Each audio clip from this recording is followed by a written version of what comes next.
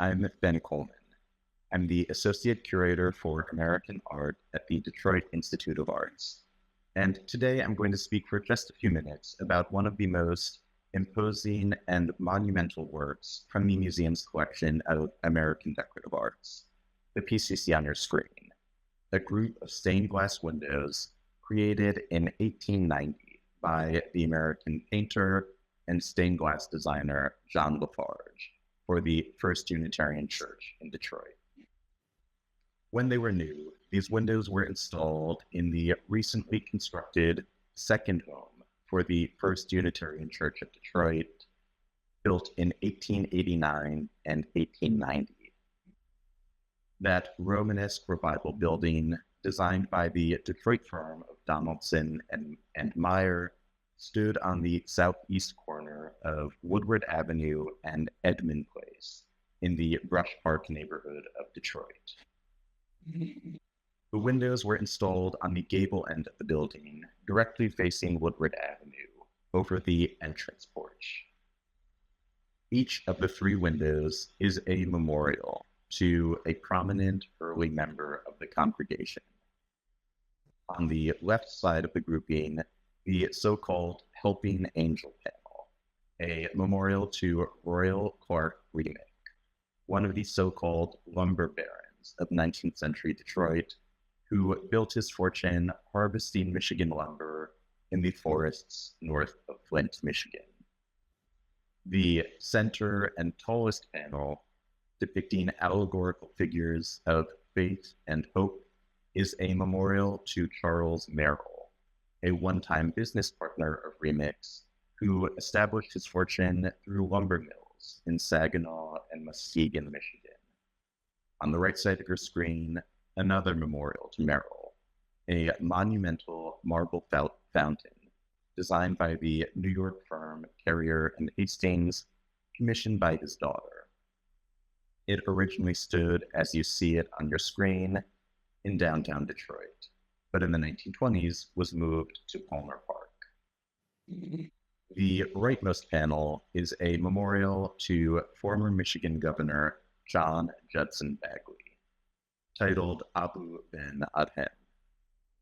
The window has this name because it depicts a scene from a poem of the same title by the English Romantic poet Leigh Hunt.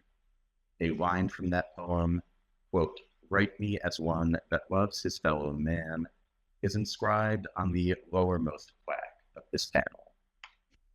The windows stood facing Woodward Avenue for more than 40 years, until the 1930s, when that street was widened to accommodate a growing city. At that point, the original church was heavily reconstructed around the shifting streetscape. On the left side of your screen, an image from around 1906 of the church as it was built. On the right, an image probably from the 1970s, showing how heavily it was altered in rebuilding. Notice that the wall on which the windows stood has been pushed back away from the street, and a number of details, like the front turret enclosed staircase or the open entrance porch, have been altered in the change. At that point in the 1930s, the windows were removed from the building as the Unitarian Church merged with the nearby Universalist Society and found another home nearby on Cass Avenue. In the 1950s, the windows were gifted to the DIA.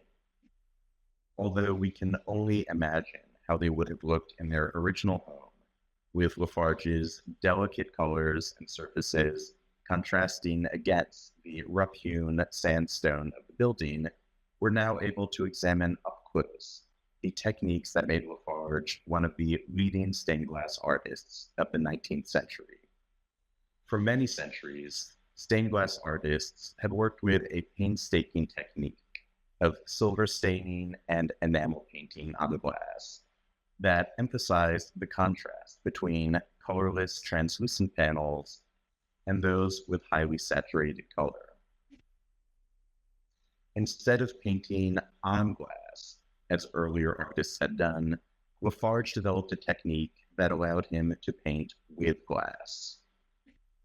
To learn more about the historic technique of stained glass art, I would encourage all of you to watch a video made by my colleague Chaz Kirchhoff about the 16th century Swiss stained glass window you see on the left side of your screen.